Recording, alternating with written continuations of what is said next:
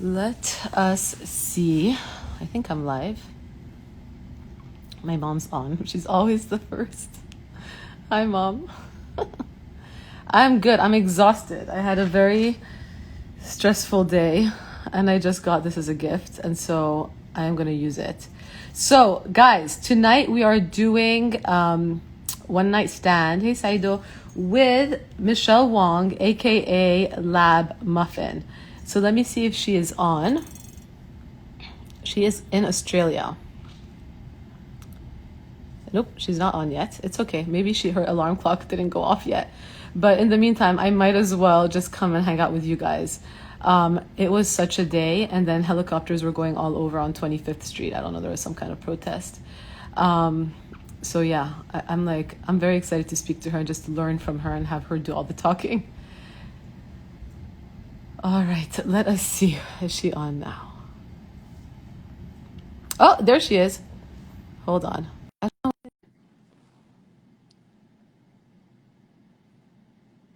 So it's just waiting to connect. Hi, Michelle. Hi. How are you? Hold on, let me higher the volume. Can you hear me? You Yeah, look so put hi. together. What time is it there? Oh, it's 9 o'clock, but I'm not that put together. I woke up early for this, and usually I get out of bed at like 10. Oh my, I'm honored. Thank you for waking up for I'm us. so honored. Thank you so much for inviting Are me. you kidding? It's like I was waiting for somebody and then James said your name. And I was like, I have heard of you, but then I really started to look at your stuff and follow you more closely. And I love everything you do. So I was super excited to have you. Thank you. I How are love James. He's so lovely. how are things in Australia? Um, yeah, it's winter, so it's cold. So I've got my little Uh-huh. throw. Uh-huh. It's cold. That's the main thing, I think. Pandemic wise is kind of half chill, half not. So my state is great at the moment for now. Uh-huh. But yeah, my friends in Melbourne are kind of freaking out. But yeah, Oh yeah, it's my not too gosh. bad. Yeah, I mean, I wish I could enter Australia and run away. On a note for another day. So anyway, so Yeah, like it's chill enough that I might be going on a ski trip next week. We'll see how it goes. oh my gosh, where? Yeah. Oh, just like 3 hours away. So like same state. Um, Yeah, we don't really have snow in Australia, so I don't think it's going to be a very good ski trip. Uh-huh. But yeah. I have never been to Australia, but it's definitely on my bucket list. And I Oh, please honestly, come. and someone just wrote, I wish we can fast forward to winter, and I do too. Winter 2021. I wish we can fast forward to that. So, Michelle, I obviously Mm. know who you are. I'm sure people who are tuning in know who you are, but in your own words, I always have, my guests introduce themselves however they want. Who is Michelle Wong?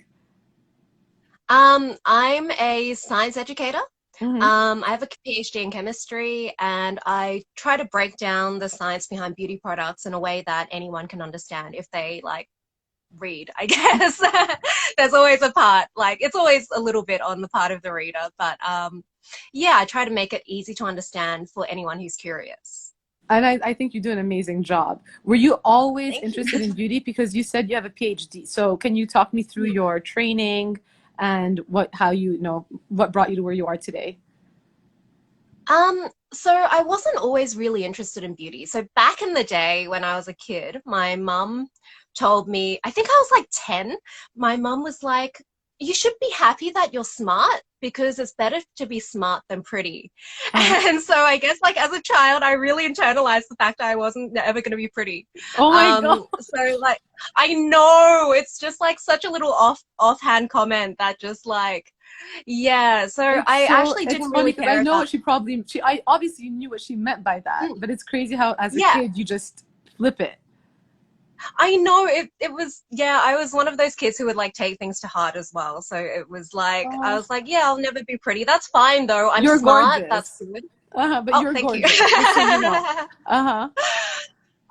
Yeah, so I really didn't care about beauty until I think I was in uni. So after high school, and I was in this is just such a like weird random story, but I was in a psychology lecture. And the lecturer was like, look, if you faint in the street or if you have a heart attack, Uh-huh. people are more likely to help you if you're good looking. And I was like, wow. Oh It my doesn't matter how smart I am. If I faint in the street, like, I need to be pretty. So I guess that's when I actually, like, I'm like, I guess it was sort of like a moment of, this is how society will perceive me. I need to, like, take advantage of that. Like, there's no point being, there's no point being smart if I'm, like, unconscious on the street. So I think that was, like, the moment when I was like, right, I got to look up beauty products. I love it. I love it. You're like, it was the middle of class when the teacher said that. So I'm like, oh my God, I need to like save my face and save my body, basically. Yeah. Oh my goodness. Okay. And so then that's how you started getting into the whole beauty thing. Yeah, that's when I started like looking into skincare, looking into beauty. I guess like I cared before, but I like tried really hard not to care because I was like, oh, I'm too smart, I'm too cool to care about beauty. And then but yeah, it's just like it's a fundamental part of our society. Like people care what you look like, you want to make a good first impression. Wait, so what year Yeah, in so your I started, training, did that shift happen? that was first year uni, so I was about like 18, 19. Okay. Okay. And then? um Yeah, so I was enrolled in a science and law degree, just mostly because I didn't know what I wanted to do, and that's what my friends were doing. So I started doing science and law, and then eventually I ended up just doing science. I went into a PhD, and my PhD was in medicinal chemistry. So I wanted to cure cancer, noble goal. And then yeah, I realized I always felt like it's sort of really limited in how you cure cancer because like obviously everyone's trying to cure cancer and like there's been like not that many breakthroughs. So I think I got kind of disheartened at that, and at the same time I really enjoyed teaching. So yeah, I guess after a while I started looking at beauty and I realized there were so many myths and there were so many like little factoids that I wasn't really satisfied with. So I would start looking them up and Googling and stuff. And then yeah, I got really deep. Like I got into like peer-reviewed papers, and then when I finally found my answers, I was like, no one else is going to go to this effort because A, I have a lot of time being a PhD student. What year were you now? Wait, hold on. What year were you at this point? This was like maybe first, second year PhD. Okay. So this would have been back in 2010-ish. Okay. And how many years does it take to get a PhD? Just for people who are tuning in. In Australia, in Australia, you do 3 years of undergrad, 1 year of honors, and then you start your PhD. So 5th year of uni. Okay. So that's the fastest route, basically. I know in the US, you have like such a long route to get a PhD. I don't know, it's like 100 years or something, something like that in a nutshell. But yeah, so you're a genius. So okay. No, it's Australian system is like I'm sure you can get a PhD by 25. You're still a genius. You're just being humble. Okay, and then you're too nice. Yeah, so I started looking it up and I was like, this is too much for most people to handle. And also I can't handle doing this again. So I'm going to write it all down because I have a crap memory. And so future Michelle can re-look this up and it'll all be in like a nice format. Yeah, so that's how I started doing it. And then people just kept asking me more questions. And then you posted this online, like in a blog kind of form. Yeah. And that was 2010? 2010, 2011. I started getting, like I officially started posting in 2011. Oh my goodness. Wow, so you've been doing this for a long time. I know. Don't remind me. No, I mean a long time in a good way, but that's insane. And well, and how did you come up with the name Lab Muffin? Because I'm obsessed. Oh my God. So I just like it was just like a stupid name, honestly. I just wanted to get something that was easy to Google. So it couldn't be like, you know, beauty science or something that was like vague. And eventually it was just like, I just need to start doing something, otherwise I'll never start. And I can change the name later. And then I just never got around to changing the name. Oh my gosh, I love the name. And then someone's asking, what kind of research did you do for your PhD? So my PhD was on organic. Well, it's weird because like every PhD like overlaps 5 different areas, but mine was mostly on medicinal and supramolecular chemistry. So medicinal is like how molecules interact with your body, and supramolecular is like how molecules interact with each other. So things like surfactants and micelles and that sort of mostly like that sort of self-assembly thing. Uh-huh. So it's interesting because it just happened. Like I wasn't planning to get into like beauty at all, Uh-huh. but both of them are pretty relevant to skincare. Like everyone's into actives, which is like medicinal chemistry, and I guess like how to get drugs into your body, like through the skin, and how to make like creams and that sort of like interesting structure. Uh-huh. That's all super molecular, so that worked out Okay, and then well. after your PhD, did you work at all with any companies? Did you help formulate anything? Like what happened once you got your PhD? um, that was pretty much it. So I don't actually have any like direct industry experience in that sense. All of it is through my blog. So like yeah, so after my PhD, I didn't know what I was doing with my life, which is so common.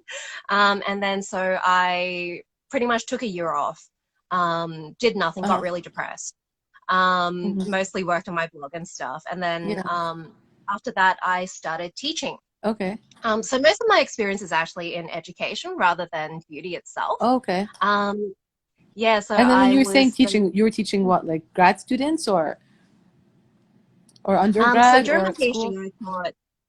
PhD, I taught undergrad and grad students, Uh-huh. and then after I left, we have like it's weird in Australia. We have like massive tutoring centers, Mm-hmm.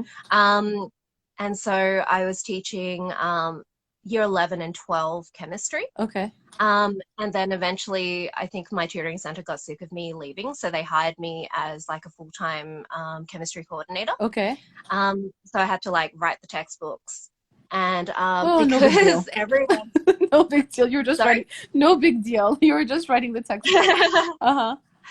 Well, it was full time, so it was just like day in day out. You just write stuff. Uh-huh. It's not that much of a yeah. I was being Um, sarcastic. That's a pretty big deal. Okay. oh. But okay. Uh-huh. I love how you were just um, so casually like, oh, just writing textbook. And then after that, then you oh, started just taking on full time the whole online blogging then. yeah. So my work was actually really supportive because I don't know if you've heard of Veritasium. He's got like 4 million subscribers on YouTube. He's like a science. Uh-huh. He does tons of like really cool science videos. I don't know. Guys are impressed when I mention him Uh-huh. because like they've actually heard of Uh-huh. him. I'm Yeah. like kind So of living under in a cave. Okay, I have two little kids. I come out every once in a while on Instagram, then I go back into my cave. So, um, someday they'll show you a Veritasium video because he does all these cool things. Like he like fills his swimming pool full of like these black balls and uh-huh. talks about like black holes and stuff. But yeah, he used to work at my work, and so they were like, "Yeah, we know what happens when you get big on YouTube. Just like leave already." And you're like, okay, I'm piecing out.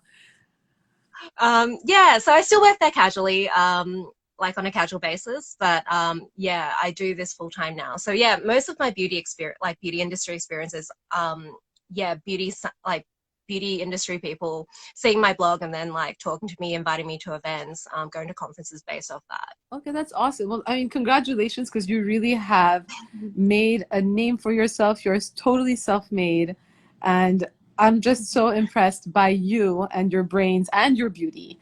Oh, thank Because truly, like, you. it's impressive, just to come from, university and then all of a sudden develop an interest and then really dig deeper and taking the time to understand things. Where I think oftentimes people just, gloss over things and just think they become experts. So I really have a lot of respect for you. What Thank do you think is you. your biggest advice for anyone who wants to enter the beauty space in today's day and age? And then we're going to get into the skincare questions. I want to ask about your skincare routine, and then we got a lot of questions. And I was trying to, between patients, write them down on a piece of paper. I had 17 patients today, and I literally, between each one, I would look up Instagram and jot it down, then go back and jot it down and go How back. do you do everything you do? How do you have like a full-time dermatology practice I don't and know. like do all of I this? only feel a little guilty today because I'm a little exhausted and you woke up for this. So I'm like, Shereene, get in the, wake up. Oh my gosh, But I you usually are don't, amazing. I don't do it when I go to work. But I'm going to try to like go through like these questions that I wrote down very nicely. Because look at, this is literally, and I can't believe it actually matched my PJ. But I found this paper in the office and I just started writing. But we'll do the questions. Just I want you to kind of like debunk things, demystify things, break it down the way you do. Okay? Yeah. So let us quickly see how this was actually, what was this? My computer froze. So talk to me about your skincare routine right now. Walk me through your skincare routine, given that it is winter in Australia. What are you using currently at the moment? That's a good question. I do like a 3 night active cycle. I don't like putting too many layers on because I'm like, I'm too tired by the time I do my skincare routine. So I just want to do like 3 things and like get out. Uh-huh. So I use a double cleanse. I use a cleansing balm followed by a foaming cleanser. Uh-huh. And then, depending on the night, I sort of do 1 night of tretinoin, Uh-huh. 1 night of vitamin C, Uh-huh. and 1 night of a hydroxy acid. So I know lots of people ask questions about layering, but I just like do one active per night so I don't have to think about it. And Okay. so my skin doesn't get too irritated. That's Yeah. very smart, actually. If you don't know, spread it out. Oh, I was talking to Davin Lim. Have you seen Davin Lim? He's like a dermatologist in Queensland here in Uh-huh. Australia, and he mostly does lasers, but he does a bunch of YouTube videos. Uh-huh. So his skincare routine is like he does one tret peel a month. Like a massive one, like he blasts his Yeah, face. and then he just moisturizes for the rest of it. I I thought mean, that was that's like the such ultimate a lazy person's guide to he is skincare. such a dude about Uh-huh. That's the it. best thing I've ever heard, actually. I'm just gonna blast my face once a month and just be done with it. Yeah. That's amazing. Okay. And what foaming cleanser are you using? Because that's always like a question when it comes to foaming cleansers and pH. And maybe I'll let you take the mic and, explain the pH saga with cleansers and foams, etc. So I'm currently using the Then I Met You gel cleanser. I think I just changed the gel cleanser to be honest, because my skin doesn't really have a big problem with cleansers unless it really dries out my skin. So I'm usually like testing out a few different cleansers. But yeah, the Then I Met You one. I've also been using a Neutrogena one, which I got for a sponsored post, but like it's actually really good. Uh-huh. I don't know if we can even get it in Australia, which is really annoying. But yeah, so foaming cleansers, if it's a low pH, it's usually fine. I think back in the past, foaming cleansers were really stripping, but now there's like a whole bunch of new things that they do with them. Usually they put in tons of glycerin. Sometimes they have, like in the Neutrogena one, they have these special polymers that hold on to the surfactants Uh-huh. until they go into your skin, which is like really cool. I think it's proprietary though, so I don't think it's in anything but Neutrogena. Okay. But yeah, there's tons of things like that where now foaming cleansers aren't as stripping and harsh as they used to be. Yeah. So basically, I don't know if do you want to explain the whole pH thing just in case somebody, I mean, I'm sure these people are very Yeah. educated if they know you, but just in case they don't, do you want to explain the whole pH thing and the whole stripping thing? Sure. Yeah. How do you know So it's low pH? What does it yeah. mean? How does it say on the bottle? Someone was asking. Um, so low pH, sometimes it says it on the bottle. Sometimes you just have to test it yourself with like pH strips or something. I think people are starting to put it all more on their bottles, but basically low pH is acidic. Your skin is pretty acidic as well. Usually it's somewhere around pH 4, 5, 6. And so, yeah, it doesn't disturb your skin as much. If you have a higher pH, there's some studies that have found it's more irritating. It can encourage the growth of acne bacteria. Most of the time, if you are cleansing your skin, like most of us skincare people are like a little bit acne prone at least. Mhm. Yeah, so there's just, it also makes your skin more leaky. So if you have, and this is combined with the cleansing ingredients in the cleanser as well, the surfactants. So if you have a low pH, it can irritate your skin. With the surfactants, they can bind to your skin and make it leakier, like it changes your skin structure slightly. Mhm. Um, Like it and basically so breaks all of the that, barrier, is what you're saying? yeah, partly, Uh-huh. yeah, so it can remove oils and strip that away from your skin. So that's what we usually mean by stripping. Mhm. It also binds to proteins and changes their shape slightly and makes your skin just like leakier and just not how it's meant to be. So skin is a really great barrier on its own. Mhm. And cleansing is pretty much like the worst thing you can do to the structure. Um, Do but you you have to do it, right? Yeah, I mean, do you like recommend twice a day, once a day? I know how I feel about it, but how do you feel about it? I personally find that cleansing once a day is better for my skin. So in the morning, I just use water. And then at night, I do a full double cleanse. Is that what you do as well? That's what I do. I never, in the morning, I just wash my face with like lukewarm water, not Yeah. even hot, Yeah, not me too too. cold because I just don't like the cold feeling of water on my face, although it's probably Mm, better. So it's a little bit mm. warm. I'm guilty. But at night, I definitely cleanse every day. Take off my Yeah. makeup, then I cleanse. And I don't do it more than that. I think people way over cleanse, way over Yeah, exfoliate, and I think that's why I see a lot of definitely. breakouts and like inflamed, Mm. irritated skin in the office. Honestly, Yeah, completely agree. Like people, I think people in general do too much to their skin. I blame The Ordinary partly. They're amazing. They've put out like such fantastically budget-friendly products that everyone can try out things. But I think at the same time, it encourages people to try too much and get too excited, and then they like make an order with The Ordinary, and it's like 20 products, and they try them all at once, and then their skin freaks out and they don't know why. And it's like, well, I think I know why. it's like a dim sum menu. That's why, because you Yeah. literally have every single Yes. option, and you get so enticed, and you want to see everything. You have all these carts passing in front of you that you end Yeah. up way overeating, and that's sort of what The Yeah. Ordinary is. And I appreciate them because they've brought ingredients to light, but I think they've Mm. also confused a lot of people because now everybody's playing chemist on their face, Yeah. and so I don't. You Yeah. you can be the judge of that, but I completely agree with you. Completely agree. So, as a cosmetic formulator, this was actually a question from this. And I actually wanted to ask you this question as well, which Mm. is obviously there's an ingredient list, right? Sort of like The Mm. Ordinary, it's very clear cut what you're using, etc. But there's a big Mm. difference between just having an ingredient list and understanding the formulation. And I wanted to Mm. understand your take on it because I kind of think of it as like the ingredient list is like a recipe-ish, recipe content, Mm. but it's Yeah. not telling you the directions of the recipe. And baguette Mhm. is very different than like Wonder Bread. So, Yeah. so can you please tell Yeah. me how you approach, when you're looking at products and ingredient lists and formulations, how can you tell, which way it's going? That's exactly right. Like there is a lot that you cannot tell from the ingredients list. You can tell if it contains actives that could potentially do what it claims to do. You can sometimes tell you can generally tell what type of formula it is. So whether it's an emulsion, whether it's a solution. If it's a solution, usually that means it's pretty straightforward. So solutions are things where the whole thing is just water based. And usually, yeah, all you really care about is pH and percentage. If you can see that it's an emulsion, so if it's got oils and water and something to keep them together, that's when it gets more complicated and you kind of can't tell very much about it. Mm-hmm. Um, yeah, so you can sort of guess based on the order of the ingredients. So it's like from the highest percentage to the lowest percentage.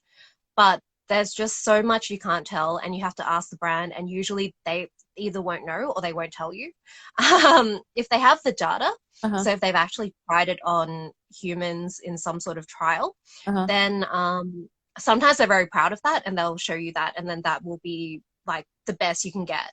But a lot of the time, most brands don't really test their products on people. They just like put in the right percentage of an active and hope for the best.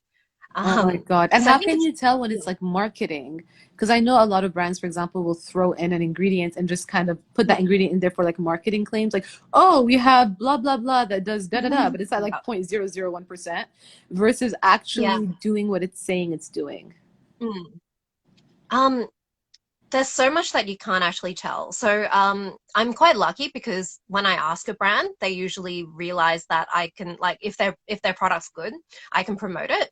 So I Uh-huh. found that over time, a lot of the time, yeah, if I ask a brand and their product actually has good data behind it, they will show me and they'll be really happy and they'll like really get really excited for me to talk Uh-huh. about it. And then sometimes they'll give me a stock standard answer. Uh-huh. So in that case, I think yeah, like for an ordinary consumer, I think it's like almost impossible to tell sometimes. Um, yeah, That's it's like, not a good okay. answer. So basically It's we're a really all disappointing answer, SOL. but So ideally you yeah, just there's have to just try it and see what works for you, sort of is what you're. yeah, I think a lot of the time that is the best approach because there's not that much regulation. It's not like with drugs where like you have to have bioequivalence or anything like that. Yeah, you just have to try it on yourself and hope that well, I guess what I hope ideally Uh-huh. is that with like increased transparency, brands will realize that they should be showing all this data and they should be getting this sort of data and like letting consumers decide. Mhm. But in reality, it's expensive to get this data, and a lot of the time people don't care about it. A lot of the time people are going for like all natural or that sort of marketing speak. And how So do you maybe if feel? we How shift do the you, market. yeah, how do you feel about the all natural trend?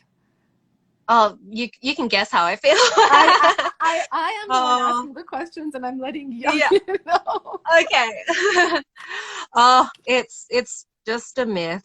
It just appeals to our innate biases towards natural things. We humans just like natural things, and marketers take advantage of that. Even if it's not actually better, they try to sell that as a benefit Mhm, because it's an easy benefit to sell mhm, and it's a cheap benefit to sell. They mhm. just like, yeah, they don't actually have to try to make the product work better. They just have to say, oh, it's natural, and people will immediately buy it. And I hate that, and it's shady. I Yeah. am completely in agreement with you. If you had to pick one all-time favorite product, what would it be? That's really mean. Okay, I mean, you can pick maybe two. One and a half. Okay, What's A, what's at the B? moment, Uh-huh. I'm really enjoying Then I Met You's cleansing balm. Uh-huh. It's like I a just really tried nice it cleansing last balm. week. A Oh, friend of I mine got love it to it. me as a gift. I actually really liked it. It's really nice. Like it, I don't know, I wasn't expecting that much from it, but like it just feels like you're like it's so relaxing, and it works really well, and your skin feels so nice afterwards. It's just like I love it. Um, I also really like Paula's Choice, Uh-huh. 2% BHA liquid. Okay, I I haven't think tried it. partly it's nostalgia. I think it's the best salicylic acid product on Uh-huh. the market, Uh-huh. and it's been around for. I don't think they've changed the formula much in like 10 years. Uh-huh. Um, If it's good, don't and I break don't it. know. Yeah, I don't know why no one else is like making one that's quite as good. Okay, I need to Um, try that one. And this is all just from experience and you trying it. yeah, yeah. So like it's just been in my routine for 10 years, and I've like every time I try to replace it with a different product, it just comes back. Okay, I'm gonna invest in one. Somebody said Mhm. the How I Met You. I never remember the name of the brand. Looks like a mango smoothie, and I completely agree. All right. Mhm. And what product do you think the splurge is worth the urge? Like, what product have you like spent a ridiculous amount of money, or was embarrassed as you left the store or check out online, and you realize afterwards, shit, I actually really liked it.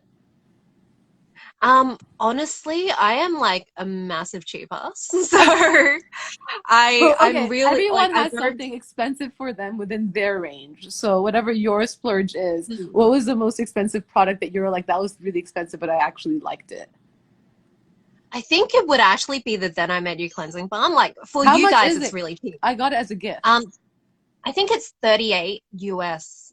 But we can't get it in Australia. So as an Australian, Uh-huh. I haven't actually done this yet because I haven't finished it, but Uh-huh. my friend did, Uh-huh. and I think like she had to like get it shipped specially. There was like all this Oh my postage. God. It's like black Um, market. oh, it's just Australia. We could start Australia's a just black like this. market, you and I. I'll be sending you like then I met you Oh my cleansing God, balls. that is our new business venture. Oh my God. You have a direct connection to the US and FedEx. And I will send you a bunch. That's amazing. That would work really well. I think I should be a stockist. I We'll do it. think it worked out to be like $60 or something. Oh my, It's for the just cleansing stupid. balm. Yeah, if you have to pay like the extra postage and all that stuff. Like, Wow. oh Okay, well that is expensive. I yeah, mean, okay, and what are Australia's the worst. oh my God. I mean, it's yeah, it's relatively far for us, I guess. What is the most exciting skincare ingredient trend that you see coming out that you're like, oh my gosh, I cannot wait to try this, or I cannot wait for this to be more of a thing in skincare? Mm.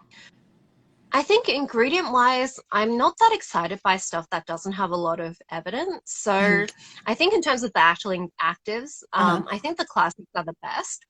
But I think I'm hoping that more brands are going to start looking at getting like investing more in getting those products into your skin.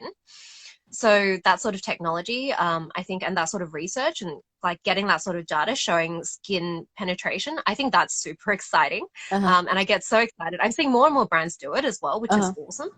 So What they'll are the do brands like, that you see now that are doing it that you're like really impressed by?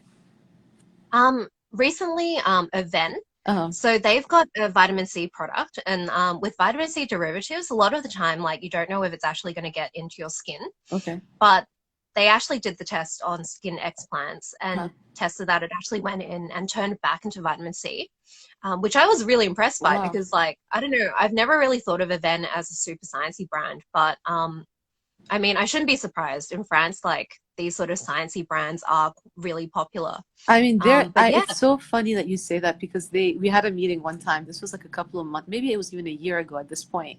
And they told me about their lab in like the springs in France and how they have these whole thermal spas and like cure. Like I had no idea about that either. So it's funny that you say that because I had the same perception of Aven before, but I didn't realize how scientific they actually were about their stuff, which is funny because I don't think that translates just through packaging. Yeah, it seems like the sort of thing where it's all just like, yeah, spa, happy, like, Yeah, yeah, but yeah. no, yeah, Yeah, yeah. hardcore They're kind of research. hardcore over there. So I was like, okay, and I liked it. And that's actually how I started discovering more Evan products. Okay, so what else did I want us to ask you? And then, what is your least favorite beauty trend that you're seeing on social media that you wish would go away? Clean beauty. Definitely clean beauty, I think. Yeah, I feel like it's not taking off as much as I thought it would, but Do you think that's in yeah, there's a lot. Australia, or do you think that's more world? Like, I feel like in the US, people are still like all about clean beauty. I think it's still definitely a huge market trend.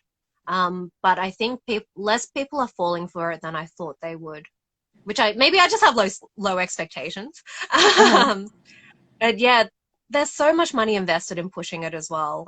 Like with the sorts of celebrity endorsements they're getting, it's ridiculous. It's crazy. It's really Mm. crazy. So, which leads me to parabens. Okay. Ah, yeah. Everyone's favorite topic. Everyone's like, oh, Mm. parabens. You said the P word. Okay. So, talk to me about parabens. What is your take on parabens? So parabens are actually amazing. So they are these preservatives that are really good at preserving products at incredibly low concentration. So you put like the tiniest smidgen in there and your product will be like immune from bacteria. Which is Amazing. good. Awesome. So good. Uh-huh. But because they were so popular, because they were so good, people did a lot of studies on them. And so there's all these studies saying that, showing that there are some safety concerns. Mhm. Generally, it's at high concentrations. If you feed it to a rat, the rat will not be happy, that sort of thing. So it's really not that translatable to humans, but of course, this is really good research that should be done because we want more information. Mhm. The problem is when you look at that research and then convert it to humans It and you don't doesn't convert it translate.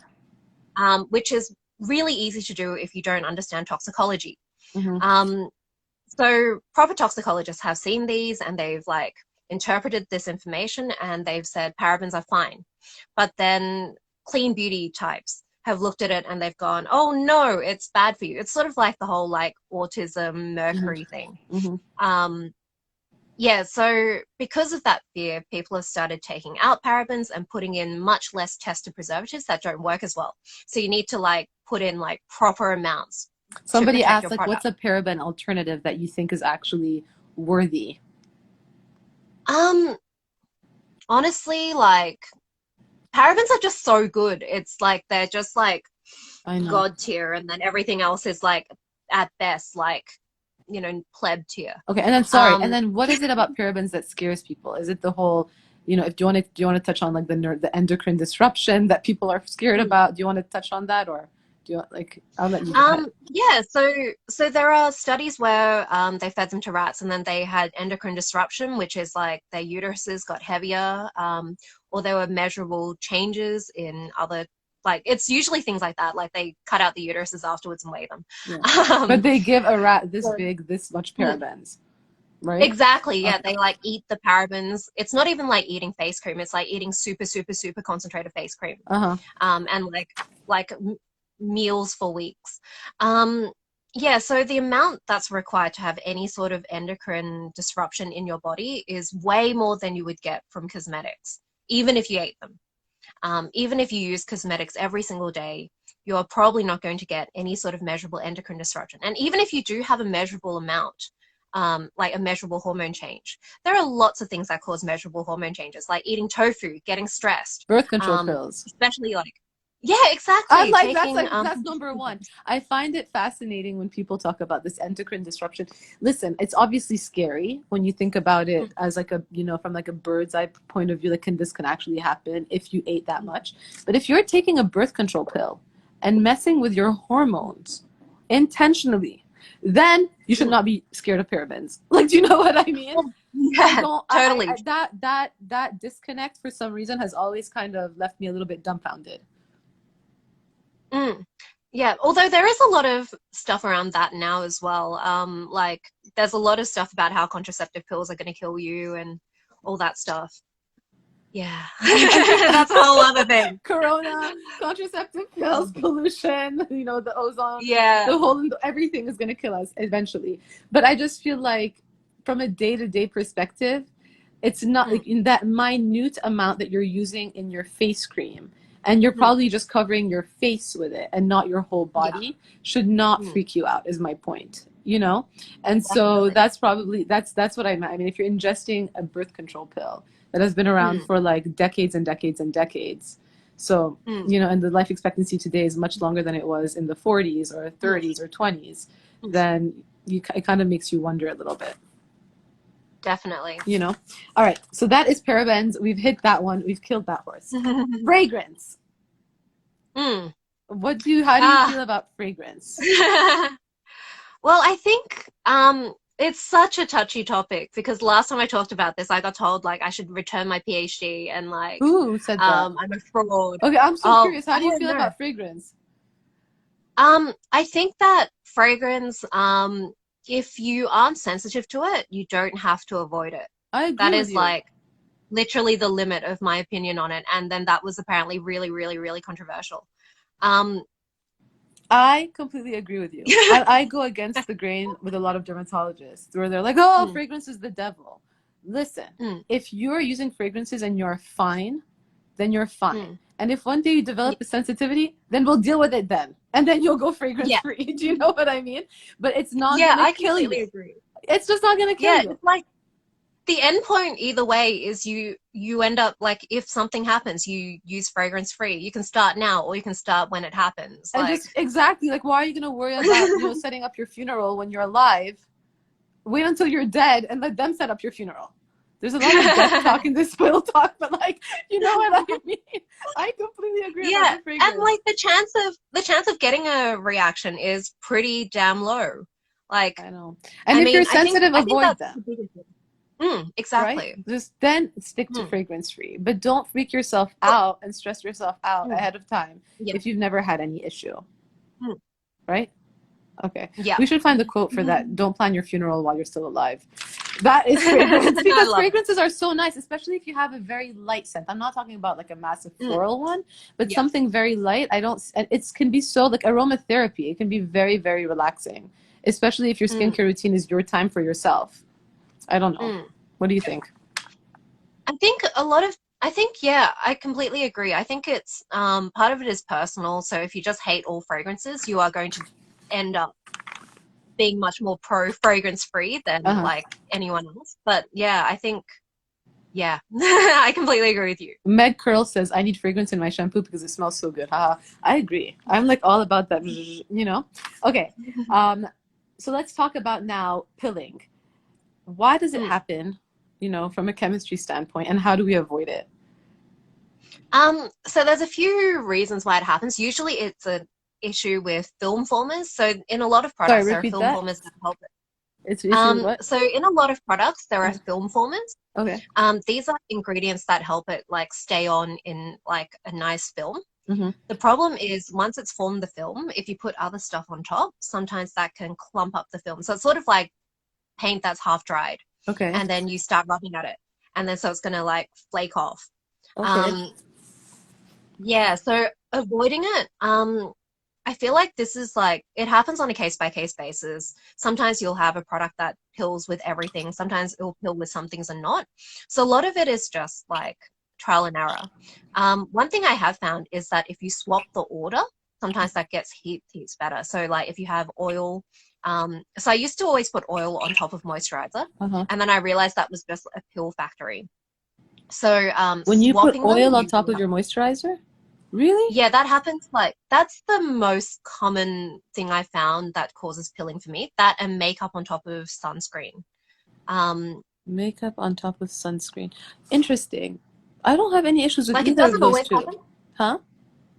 Yeah, it doesn't always happen, but Uh-huh. that's like when I'm testing products, usually that's when it happens. And when that Okay. happens, with oil and moisturizer, you can just swap the order. With Okay. sunscreen, I usually just give up on that sunscreen. You're like, next. That's so funny. Yeah, But no, but pretty interesting. much. I wonder if with sunscreen it has happened. I can Mm, think of one brand in particular. I'm not going to name the brand, mm, but I know it was mm, very heavy in silicone. And when I yeah, put the makeup on top, it was like swimming on top of it, you know, yeah. where it was just, it Mm, was not sitting well. But with mm, oil and moisturizer, I mean, I only use my oil if I ever use that oil at night. mm, And so yeah. the only oil I use before moisturizing is usually marula oil. And then everything Mm, else I'll kind of use afterwards if I'm really dry, but I usually use something really thick like an ointment if I'm trying to seal yeah. something in. I'm not like huge on oils. So I don't know. I haven't Yeah. really experienced that much. Usually it's like lightish moisturizers that do Uh-huh. that rather than like heavy ones. Okay. I'm guessing because heavy ones already have tons of oil, Mm, and they tend to not have film formers. I don't know why. Yeah. interesting. That's Once, so once I interesting. did try to, once I did try to tell a chemist Uh-huh. that their sunscreen peeled under makeup, but he was a dude, and so he was like, "Yeah, just don't wear makeup." That like infuriated me. I was so pissed off. I was just like, "Oh my God." Oh my God. And Yeah. you wear sunscreen usually before makeup. Yes. Yeah, I agree. Okay, because some that was another question. Although there is only Mm, one that I'll sometimes use as my, I mean, the super goop, the glow screen. That one I'll mm, use without putting any makeup on, and that's what I'm using nowadays because I don't want to wear makeup when I'm wearing a mask at work, except for on my yeah. eyes. And I find that one is just it does the trick to kind of give you a little glowy effect. But That sounds that's amazing. you've never tried it? No, we don't have it here. Okay, It's I will probably send $50 you a million. box. DM me your home address.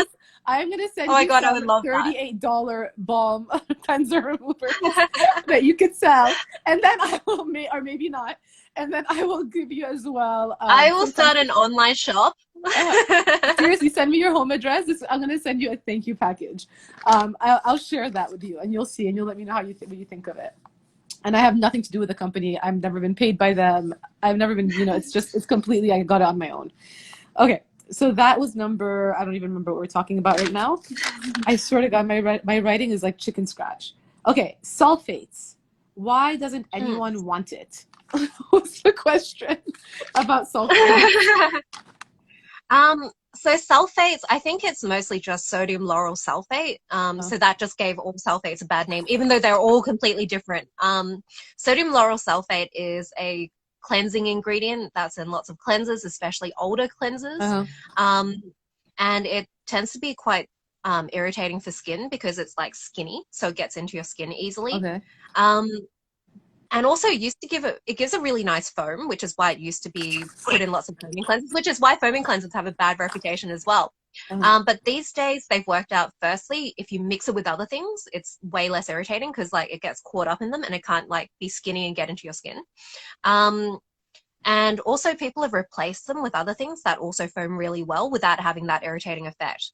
mhm. But yeah, basically people are scared of it because it's irritating. And also I think there's also the usual thing where it's like, oh, it's in like concrete cleansing products. And therefore if you put it on your face, it's like you're treating your face like concrete or whatever. Yeah, basically sulfates are fine. Okay. All right. I like that. Long story short, sulfates are fine. And what ingredients do you like for brightening the under eye area? Like what area? Like that was Um, another question that we got a lot of.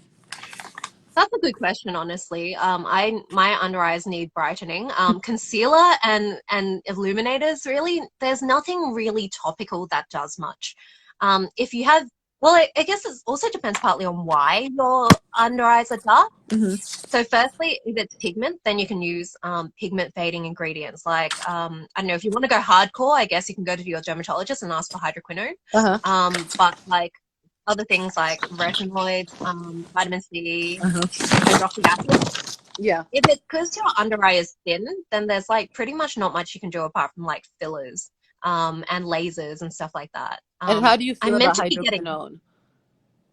um, if it's used with supervision, like from a doctor, then it's fine. Yeah. It's just when people use too much and for too long and too high concentrations, Yeah, yeah. Because in the US, which usually does happen a lot. prescription is usually maxed at 4% unless you go and Mm, compound it. I know yeah. in the in Far East in Asia, they go up to like 8%, if not higher. Mm, Which I've had patients come in and they're like, "Oh, I'm on 15%," and I'm like, "I think it's time you take a break," you know. So I agree with you. Okay. Now for everyone's favorite question, what are the ingredients that you cannot mix? Everybody always asks this, and you kind of hit it initially by saying if you're confused, just space it out, use a different yeah. active every night. Mm, But from a chemistry standpoint, what are ingredients that you cannot mix when it comes to, like, someone said, can you use an AHA with the BHA? My reaction was mm, like, why are you using both at the same time, yeah. or all the time? You can use both, but you don't need always. And then Yeah. obviously, AHAs, niacinamide, retinoids, and vitamin C. And then peptides, actually. Can you use peptides with a low pH cleanser? Okay. The only absolute no-no is probably benzoyl peroxide and stuff that oxidizes easily. Mm-hmm. So benzoyl peroxide and retinoids is a common one, although if you Base. formulate it properly and have both of them in the same product, Uh-huh. then that is fine. So there's some prescription ones. I don't know which ones there are in the US, but yeah, I'm pretty sure there's a combo one. Uh-huh. But yeah, benzoyl peroxide I would be really careful with other things because Yeah. random things oxidize for no apparent reason. What if you wash your Um, face with benzoyl peroxide in the shower and then, like, 15 minutes later use the retinoid? Would you be yeah, okay? that should be fine, Okay. I think. Yeah. Usually if you space stuff out, it's fine. Yeah. And this Um, person just wrote it. It's Epiduo. I was just gonna let yeah, it go, but yeah, that. that. Uh-huh. um, Otherwise, most things I think you probably can. Uh-huh. Um, Apart from irritation, like you said, if you Uh-huh. put on like 5 irritating things, like Uh-huh. that's probably not great for your skin, but Uh-huh. there's no like chemistry reason. Uh-huh. With peptides, every peptide is different, so there's no way of saying like what will and won't. So I think peptides, just use them by themselves. That's probably safest. So when Yeah. you say use them by themselves, like if you have a low pH cleanser, are you okay to use the Mm. peptide afterwards, or you feel like it's gonna, or you just don't know? Uh, with low pH cleansers, like you don't really know, but I think low pH cleansers, because it's a separate step and your face is already low pH, I don't think it's a problem. Okay, I agree with you because I was gonna say, isn't your face acidic to begin with? And then Yeah. niacinamide and vitamin C, that people always ask that one. And then I Oh. don't remember where I read something about niacinamide depends on the formulation. Mm. I can't remember who I was reading. Maybe it was you. I don't even know anymore. But you go ahead and um, answer that. my friend Steven, so kind of Steven, he's a cosmetic chemist and he's very passionate about the vitamin C niacinamide issue. Basically, if you're putting them both on your face at the same time, it's fine. If you're formulating them together, then you probably want to do a stability test. But in terms of us Uh-huh. consumers mixing them, it's fine. Okay. This is coming from the chemist, so stop asking me what you can and cannot mix. Thank you, Michelle. So stability testing, how long do products last over the counter? Um, it really depends. If you want to play it safe, just go with the PAO, like the little jar symbol. It says how long you can keep it, but in reality, like it depends on so many things, and usually that's like a like super conservative estimate. So it's sort of like food. You know how like food, like if yogurt goes off, you like if there's mold on your food, you like scrape off the top layer and keep going sometimes, and that's like perfectly fine. You don't die. Uh-huh. Or maybe I'm just gross. Maybe I'm just a disgusting person who can't throw food out. Because Uh-huh. I was like, because my parents are immigrants and they told me to not waste stuff, and so I will like eat things until I throw up. Uh-huh. Um, but yeah, in general, it's really conservative. Yeah, it's conservative. They mostly do it so they can't get sued. Like in reality, I think the main thing you want to definitely throw out is anything that breaks you out. If it looks like the color's changed, it smells funny, you can see mold, Uh-huh. um, or mascara. Yeah. Okay. I agree with mascara, totally. And then color change, hydroquinone changes color, so you recommend switching that pretty regularly. Because it's Well, oxidized or no? um, um, probably, but I think with hydroquinone, usually that's like regulated as a drug. So I would just go with the actual expiry date if it's a drug, because they actually test that a lot more stringently. Mm-hmm. Mm-hmm. Okay. Perfect.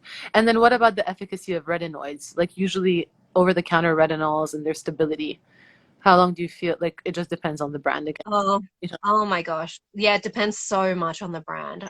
With things like retinoids, I would always go with a brand that's like reputable, Uh-huh. because honestly, I think a lot of brands just chuck in a retinol and then don't properly think about the stability. Mm-hmm. Um, Mm-hmm. yeah, so I Are would go you with like a big brand. are you like where like, when you see a brand that says has retinol but doesn't necessarily write the percentage or the concentration because it's not really percent, Mm. does it make you a little bit nervous? Like, are you like, hmm? Little bit, but I found that a lot of brands who do actually do a lot of testing, like they have their own chemists, they do a lot of testing on skin. Mm-hmm. So these are big brands like Olay and Uh-huh. Neutrogena and stuff. They usually don't have their percentage on there. I've noticed. I think, yeah, so I think like I feel like it's almost like I like knowing the percentage, but the brands that tend to tell you the percentage are brands that I don't trust to make a formula that's stable. Mm-hmm. Like I don't trust them to have actually tested stuff. Mm-hmm. So I don't know. I feel like percentages are turning into a marketing thing as well. Um, yeah, so it's a really hard thing to So say. many shady people in Um, the beauty business. Okay. oh, it's so So shady. many shady people. I would just go with a prescription retinoid, honestly. Like it's just so confusing. I would just go with Tret, like full up, straight up Tret. Or just blast your face once a month, like your friend. That guy Yeah, sounds like yeah, an do that. OG. Okay. I love it. And then what is your favorite skincare ingredient? Like, what's your Oh, baby? that's really hard. I did like a tournament thing, and it turned out to be glycerin. What's a tournament? What do you mean? What tournament thing? Oh, like I made this tournament thing. I don't know why I made it because it Uh-huh. turned out to be a nightmare to do, but it was like I pitted ingredients against each other and I picked my favorite each time. And then Uh-huh. eventually at the end, it's meant to tell you your favorite ingredient. And it turned out as glycerin. And I'm I like, that, love I don't think glycerin. that is. But glycerin's great. Yeah, I it's love definitely up there. glycerin though. I think I love the way it It's so feels. underrated. It's so underrated. Everybody Mm, decides to throw in HA into everything. yeah. Mm, Everything has HA. And I just feel like glycerin is so much less, I don't know. I just think it's such a better ingredient when it comes to mm, formulation. It holds things so mm, much better and keeps your skin so much more yeah. moisturized longer than an HA, which Yeah. I feel like dehydrates you.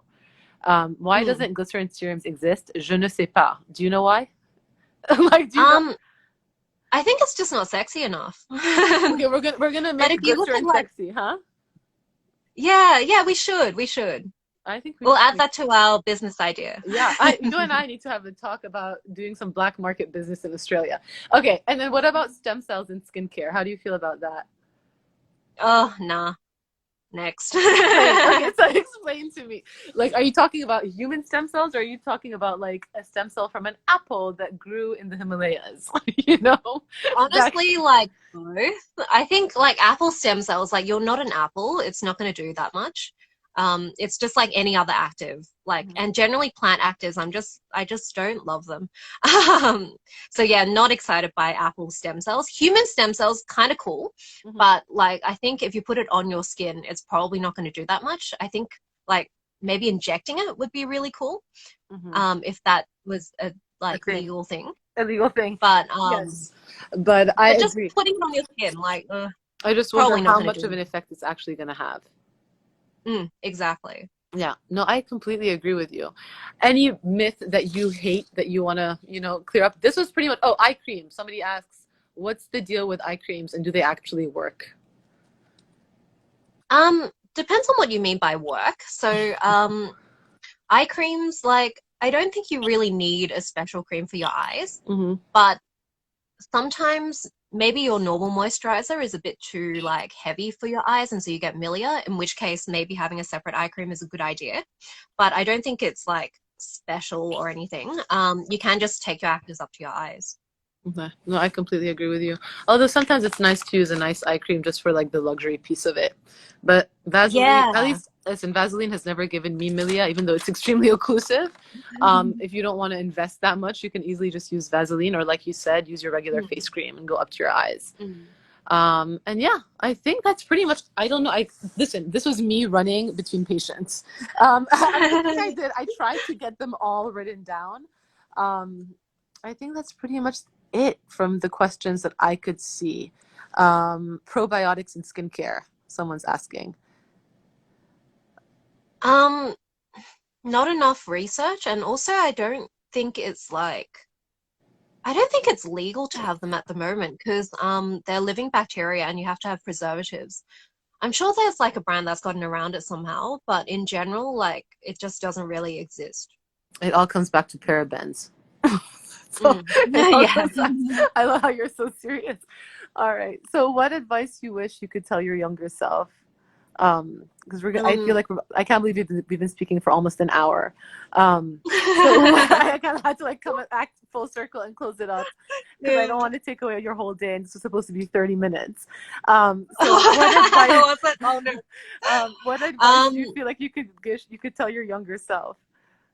I think it's just the usual, like, stop caring so much about what other people think and just like go and do things. And I would tell you that you are beautiful, but I'm glad that that pushed you to do what you do because you're very good at what you do. And what is your next goal for yourself, for Lab Muffin, etc.? I don't know. I don't know. I've always wanted to make a skincare brand, but I don't think I'm ready. I am working on an ebook on actives because everyone wants to know about how to use actives. But oh my gosh, there's just like, it's just taking forever with all the research. And like, I think I should also tell myself and my younger self to like let stuff go. Like you don't have to go down the whole rabbit hole. You can just stop halfway if you know that no one cares about this rabbit hole. But a lot of people a lot of people care. You're obviously touching a lot of people, so a lot of people care. So what you're doing is very important. Oh, thank you. All right. So what are 3 items you would take to deserted island? This is rapid fire time. Oh, I saw this question and then I saw other people's answers. So, am I paying for this thing, or will there be someone else paying for whatever I take? I mean, if you have a sugar daddy, introduce me to your sugar daddy. But it's basically whatever. Because I was going to take like a mansion. And then just set myself up on the deserted island because, like, it's always been my dream to buy an island and live there. So it seems like, yeah, I would just take my whole life then. Or like a yacht, or like I don't know, a little batch of just set up my own government there. Yeah, generator. Maybe a phone. I think you win the best answers. Mansion, yacht, and a generator. Check. And yeah. Nuclear power plant, clean water supply. Perfect. What is your biggest fear? I don't know. Like, I don't have children yet, so I can't like talk about how scared I am about children. Probably children actually at the moment. I've been like, everyone my age is having kids, and I just keep hearing like stories about like, I don't know, just things coming out, like growing inside you and stuff. And that is like really scary to me. But I also want children at some point. So, I don't know.